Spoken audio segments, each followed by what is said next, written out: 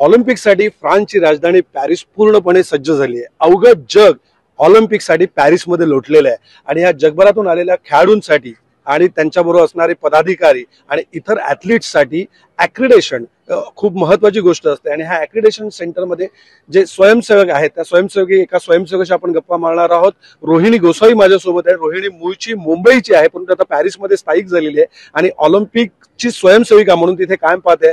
रोहिणी, पहिलं म्हणजे एबीपी माझं तुझं स्वागत आहे। ऑलिम्पिकसाठी संपूर्ण पॅरिस सज्ज झालेलं आहे। महाराष्ट्र म्हणून तू या संपूर्ण ऑलिम्पिककडे कसं पाहते आणि तुझ्याकडे नेमकी काय जबाबदारी आहे या पॅरिस ऑलिम्पिकची?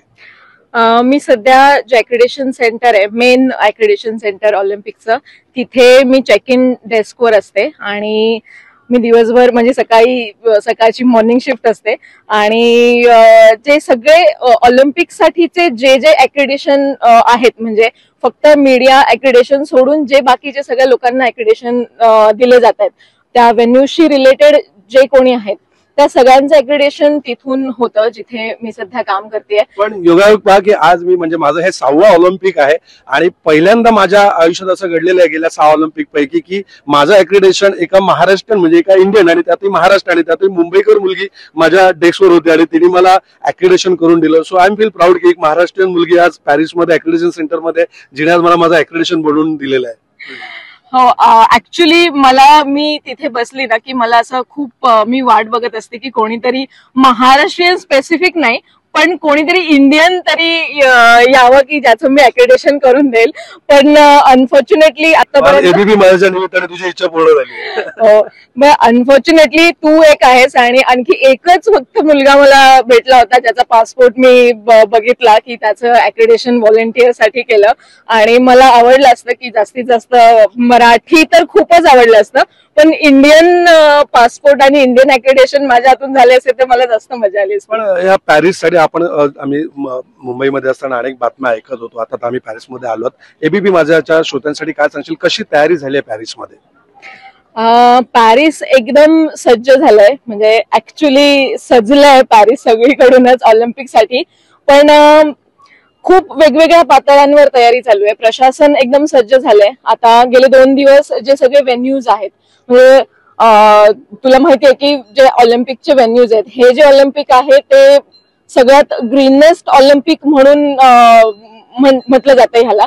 त्यामुळे त्या सगळ्या प्रयत्नामध्ये जे व्हेन्यूज यांनी डिसाईड केलेत ते सगळे यांच्या ऐतिहासिक ज्या इमारती आहेत त्या सगळ्या इमारती यांनी ऑलिम्पिकचे व्हेन्यूज म्हणून ठेवल्यात।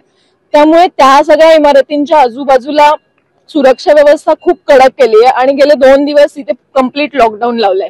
म्हणजे फक्त ॲक्रिडेशन आणि पास आणि तिथे जे रहिवासी आहेत त्यांच्या व्यतिरिक्त कोणीही त्या रस्त्यांवर जाऊ शकत नाही। ओपनिंग सेरेमनी होईपर्यंत ते लॉकडाऊन तसंच असणार आहे 2 दिवस, आणखी 2 दिवस। त्यामुळे सगळीकडे पोलीस आपल्याला दिसत आहेत आणि जे सेन नदीचा जो सगळा तीर आहे, सेन नदीचं पात्र आहे त्याचं क्लिनिंग अजूनही चालू आहे।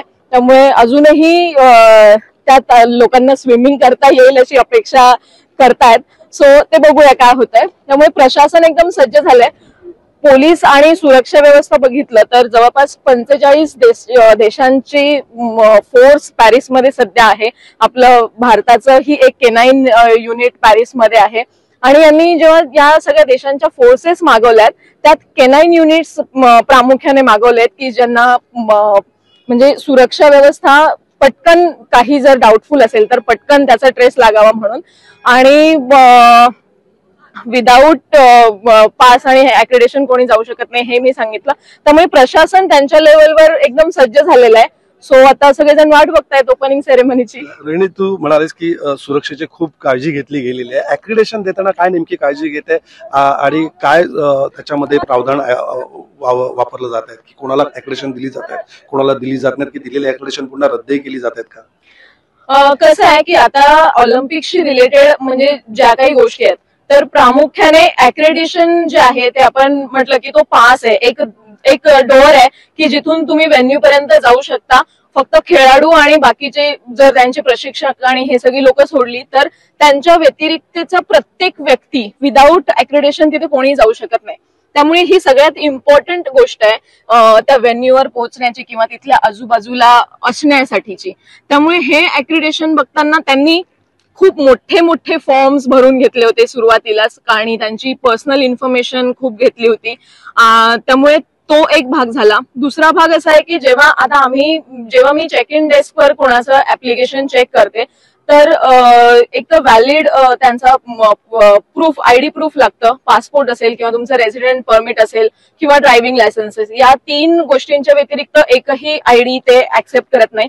प्लस डिजिटल आयडी ते ऍक्सेप्ट करत नाही, तुम्हाला फिजिकल आयडी घेऊनच यावं लागतं, नाही तर तुम्हाला परत जाऊन 2 तास लाईन मध्ये उभं राहून यावं लागतं. प्लस तुमचं जे आयडी आहे ते व्हॅलिड पाहिजे आजच्या तारखेपर्यंत. त्यामुळे ह्या सगळ्या गोष्टी आहेत.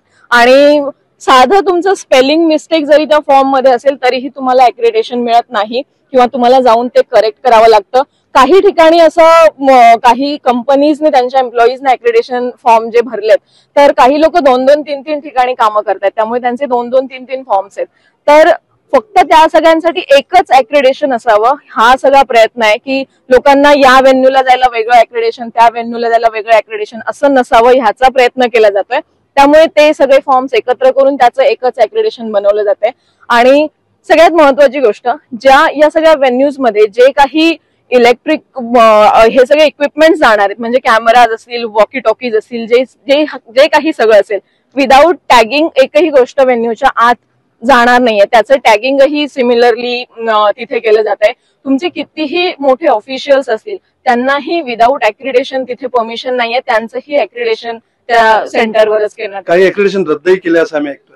हो, तुला माहितीये की आता ऑलिम्पिक म्हणजे ही जगभरातली एवढी मोठी स्पर्धा असते, त्यामुळे सुरक्षेचे त्यांचे नॉर्म्स बऱ्याचदा ते बदलत असतात. त्यामुळे आतापर्यंत मी ऐकलंय की जवळपास 4000च्या आसपास ऍक्रिडेशन जगभरातून झालेले त्यांनी कॅन्सल केलेत, रद्द केलेत. ज्या लोकांवर त्यांना डाऊट होता त्या लोकांना दिलेले ऍक्रिडेशन त्यांनी रद्द केलेत आणि त्यांची एंट्री बंद केली आहे.